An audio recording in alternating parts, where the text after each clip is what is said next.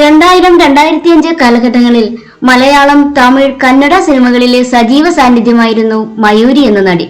മനോഹരമായ കണ്ണുകളും മുഖശ്രീയും മയൂരിയെ വ്യത്യസ്തയാക്കി. Summer in Bethlehem എന്ന ചിത്രത്തിലൂടെയാണ് മയൂരി മലയാളത്തിലേക്ക് കാലെടുത്തു വെച്ചത്. അതിനുശേഷം അഭിനയിച്ച ആകാശഗംഗ എന്ന ചിത്രമാണ് മയൂരിയെ മലയാളികൾക്ക് സുപരിചിതയാക്കിയത്. ഭാര്യ വീട്ടിൽ പരമസുഖം, ചന്ദമാമ, പ്രേം പൂജാരി, അരയന്നങ്ങളുടെ വീട് തുടങ്ങിയ ചിത്രങ്ങളിലും അപ്രധാനവും അല്ലാത്തതുമായ വേഷങ്ങളിൽ മയൂരി എത്തി. പ്രേം പൂജാരിയിലും അരയന്നങ്ങളുടെ വീട്ടിലും വളരെ കുറച്ച് സീനുകളിൽ മാത്രമാണ് മയൂരി പ്രത്യക്ഷപ്പെടുന്നത്. നായിക വേഷങ്ങളിലൊന്നും പിന്നെ താരത്തെ മലയാളത്തിൽ കണ്ടിട്ടില്ല. കൊച്ചു കൊച്ചു റോളുകളിലേക്ക് ഒതുങ്ങിപ്പോയത് താരത്തെ ബാധിച്ചിരുന്നുവോ എന്നും പ്രേക്ഷകർക്കിടയിൽ അടക്കം പറച്ചിലുകളുണ്ട്. ചുരുക്കം ചില സിനിമകളിലൂടെ തന്നെ പ്രേക്ഷകരുടെ മനസ്സിൽ ഇടം പിടിച്ച മയൂരി 2005 ജൂൺ 6 തന്റെ 22ാമത്തെ വയസ്സിൽ സ്വയം ജീവനൊടുക്കി. സിനിമയോടും ജീവിതത്തോടുമുള്ള താല്പര്യം കുറഞ്ഞു വരുന്നത് അവരുടെ അവസാന കാലത്തുള്ള അഭിമുഖ സംഭാഷണങ്ങളിൽ നിന്ന് മനസ്സിലാക്കാം. പിന്നീട് ജീവിതത്തെ വെറുക്കാൻ മാത്രം മയൂരിയുടെ ജീവിതത്തിൽ എന്താണ് സംഭവിച്ചതെന്ന് ആർക്കും അറിയില്ല. തന്റെ മരണത്തിന് മറ്റാരും ഉത്തരവാദികളല്ലെന്നും ജീവിതത്തിലുള്ള പ്രതീക്ഷ നഷ്ടപ്പെട്ടതിനാലാണ് ആത്മഹത്യ ചെയ്യുന്നതെന്നുമാണ് മയൂരി അവസാനമായി കത്തിൽ കുറിച്ചത്. മരണത്തിന് കുറെ ദിവസങ്ങൾക്ക് മുമ്പ് വയറുവേദനയെ തുടർന്ന് മയൂരി മരുന്നുകൾ കഴിക്കുമായിരുന്നെന്ന് കുടുംബവൃത്തങ്ങൾ പറയുന്നു. എന്തായിരുന്നാലും മയൂരിയെ പോലെയുള്ള ഒരു നടിയുടെ വിയോഗം മലയാള സിനിമയ്ക്ക് തീരാ നഷ്ടമാണ്. അങ്കമാലി ഡയറീസ് എന്ന സിനിമയിലൂടെ മലയാളികൾക്കെല്ലാം സുപരിചിതനാണ് ശരത് ചന്ദ്രൻ എന്ന യുവനടൻ. വളരെ അപ്രതീക്ഷിതമായിട്ടായിരുന്നു നടന്റെ ആത്മഹത്യ. 2022 ജൂലൈ 29 ഒരു വെള്ളിയാഴ്ച മലപ്പുറം കക്കാടുള്ള തന്റെ വസതിയിൽ മരിച്ച നിലയിൽ അദ്ദേഹത്തെ കണ്ടെത്തുകയായിരുന്നു. അപ്പോൾ അദ്ദേഹത്തിന് 37 വയസ്സുണ്ടായിരുന്നു. അസ്വാഭാവിക മരണത്തിന് പോലീസ് കേസെടുത്തെങ്കിലും പിന്നീട് തന്റെ മരണത്തിന് ആരും ഉത്തരവാദികളല്ലെന്ന് വ്യക്തമാക്കുന്ന ആത്മഹത്യാക്കുറിപ്പ് പോലീസ് കണ്ടെത്തി. അദ്ദേഹം വിഷാദ രോഗത്തിന് അടിമയാണെന്നും അതുകൊണ്ട് ആത്മഹത്യ ചെയ്യുകയാണെന്നും കുറിപ്പിൽ സൂചിപ്പിച്ചിരുന്നു. നടൻ വിഷം കഴിച്ച് ജീവനൊടുക്കിയതാകാമെന്ന് പോലീസ് സംശയിക്കുന്നു. 37-കാരനായ നടന് മാതാപിതാക്കളും ഒരു ഇളയ സഹോദരനുമുണ്ട്. അങ്കമാലി ഡയറീസ് എന്ന ചിത്രത്തിലെ അഭിനയത്തിലൂടെ പ്രശസ്തനായ ശരത്ചന്ദ്രൻ ഒരു മെക്സിക്കൻ അപാരത, CIA, കൂടെ തുടങ്ങിയ സിനിമകളിലും അഭിനയിച്ചിട്ടുണ്ട്. നിരവധി പരസ്യങ്ങളിൽ അഭിനയിച്ചിട്ടുള്ള അദ്ദേഹം ഒരു ഡബ്ബിംഗ് ആർട്ടിസ്റ്റായും പ്രവർത്തിച്ചിട്ടുണ്ട്. അഭൗമമായ സുഗന്ധം പരത്തിയ മനോഹരമായ ഒരു പൂവിന്റെ കൊഴിയൽ പോലെയായിരുന്നു ശോഭയുടെ മരണം. 1980 മെയ് 1 17 വയസ്സിൽ അവർ പോയി.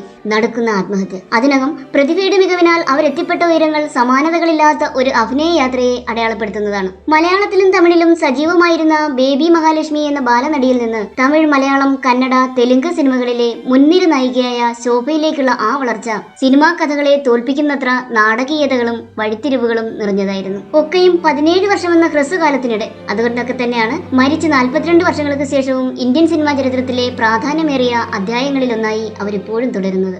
ശാലിനി, എന്റെ കൂട്ടുകാരി, 2 പെൺകുട്ടികൾ, ഉൾക്കടൽ, ഏകാകിനി, മലയാളത്തിൽ ശോഭയുടേതായി വന്ന എത്രയെത്ര സിനിമകൾ, കഥാപാത്രങ്ങൾ. KP മേനോന്റെയും അഭിനേത്രിയായിരുന്ന പ്രേമയുടെയും മകളായി 1962 സെപ്റ്റംബർ 23 മഹാലക്ഷ്മി എന്ന ശോഭയുടെ ജനനം. JP ചന്ദ്രഭാനു സംവിധാനം ചെയ്ത തട്ടുങ്കൽ തിറക്കപ്പെടും എന്ന തമിഴ് ചിത്രത്തിൽ ബാലതാരമായി അഭിനയ ജീവിതം തുടങ്ങി. തുടർന്ന് തമിഴിലും മലയാളത്തിലും സജീവമായ ശോഭ ഉത്രാടരാത്രി എന്ന മലയാള ചിത്രത്തിലാണ് ആദ്യമായി നായികയായത്. വിവിധ ഭാഷകളിലായി 70ഓളം ചിത്രങ്ങളിൽ അഭിനയിച്ച ശോഭ മികച്ച നടി, മികച്ച സഹനടി, മികച്ച ബാലതാരം എന്നിങ്ങനെ 3 കേരള സംസ്ഥാന ചലച്ചിത്ര അവാർഡുകളും മികച്ച നടിക്കുള്ള 2 ഫിലിം ഫെയർ പുരസ്കാരങ്ങളും സ്വന്തമാക്കിയിട്ടുണ്ട്. ദുരൈ സംവിധാനം ചെയ്ത പശി എന്ന തമിഴ് ചിത്രത്തിലെ അഭിനയത്തിന് 17 വയസ്സിൽ മികച്ച നടിക്കുള്ള ദേശീയ പുരസ്കാരം ലഭിച്ചു. 1980 ഏപ്രിലിൽ പുരസ്കാരം ഏറ്റുവാങ്ങിയ ശോഭ മെയ് 1 ആത്മഹത്യ ചെയ്തു. എന്നാൽ കരിയറിലെ അത്യുന്നതയിൽ തിളങ്ങി നിന്ന ആ ഘട്ടത്തിൽ തന്റെ മനസ്സിനെ മതിക്കുന്ന നിരവധി പ്രതിസന്ധികളിൽ തളർന്നുപോയ ശോഭ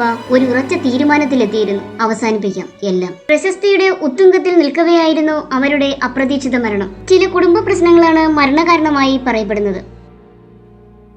ഉർവശി, കൽപ്പന, കലാരഞ്ജനി ഇവർ 3 പേർ അല്ലാതെ ഇവരുടെ കുടുംബത്തിൽ നിന്ന് മറ്റ് 2 പേർ കൂടി സിനിമയിലുണ്ടായിരുന്നു. ഇവരുടെ സഹോദരന്മാരും സിനിമയിലെത്തി തിളങ്ങിയവരാണ്. കമൽ റോയ് ആണ് ഇവരുടെ ഒരു സഹോദരൻ. ഇവരുടെ ഇളയ സഹോദരൻ നന്ദുവിനെ ചില മലയാളികളെങ്കിലും അറിയും. പ്രിൻസ് എന്നാണ് നന്ദുവിന്റെ യഥാർത്ഥ പേര്. സിനിമയിൽ എത്തിയ ശേഷമാണ് പ്രിൻസ് നന്ദു എന്ന പേര് മാറ്റിയത്. ഒരു സിനിമയിൽ നായകനായി അഭിനയിക്കുകയും ചെയ്തിട്ടുണ്ട് നന്ദു. പെട്ടെന്നൊരു ദിവസം നന്ദു ആത്മഹത്യ ചെയ്തു എന്ന വാർത്തയാണ് പുറത്തു വന്നത്. എന്നാൽ അതിന് പിന്നാലെ പുറത്തു വന്ന റിപ്പോർട്ടുകൾ പറയുന്നത് നന്ദു മയക്കുമരുന്നുകൾ ഉപയോഗിച്ചിരുന്നു എന്നും ലഹരിക്ക് അടിമയായിരുന്നുവെന്നും ഇതാണ് ആത്മഹത്യയിലേക്ക് നയിച്ചത് എന്നുമായിരുന്നു. എന്നാൽ ഇതൊക്കെ വെറും അഭ്യൂഹങ്ങൾ മാത്രമാണ് എന്നായിരുന്നു പിന്നീട് പുറത്തു വന്ന വിവരം. എന്നാൽ യഥാർത്ഥ കാരണം എന്താണെന്ന് ഇതുവരെ വ്യക്തമായിട്ടില്ല.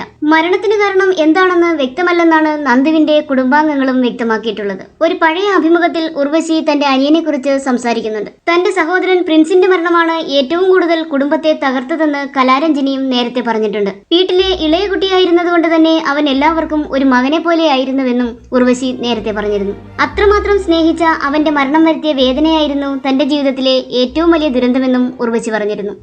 വീട്ടിൽ ഏറ്റവും കൂടുതൽ വാത്സല്യം നന്ദുവിനോടായിരുന്നു. അവൻ എന്തും തുറന്നു പറയാൻ സാധിക്കുമായിരുന്നു. എന്നിട്ടും ആത്മഹത്യ ചെയ്യാൻ തോന്നാനുള്ള കാരണം ഞങ്ങളൊന്നും അറിഞ്ഞില്ല. ജീവിതത്തിൽ തന്നെ മാനസികമായി തളർത്തിയ ഒരു സംഭവം നന്ദുവിന്റെ മരണമാണെന്നും ഉർവശി വ്യക്തമാക്കിയിരുന്നു. മരണകാരണം ഇപ്പോഴും ദുരൂഹമാണ്. ഇന്നും നന്ദുവിനെ കുറിച്ചുള്ള ഓർമ്മകൾ പറയുമ്പോൾ ഉർവശിയുടെ ശബ്ദമിടറും.